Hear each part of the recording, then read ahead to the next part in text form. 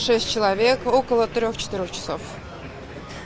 Это очень ювелирный труд, потому что нужно было создать линии, нужно было создать объем, нужно было все очень хорошо зафиксировать, все это прошить, и это довольно-таки сложно. Потому что цветок очень хрупкий, нежный, мягкий.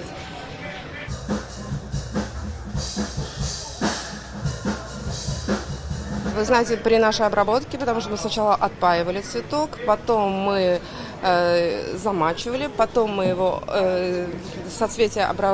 ножки соцветия обрабатывали специальным флористическим клеем, так как мы флористы, для продления жизни.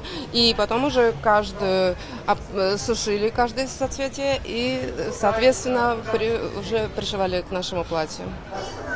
Наталья, тебе не видно. Добрый вечер, добрый вечер. Громче, громче, громче. Рекорд. Самое дорогое платье из живых цветов в России. Результат.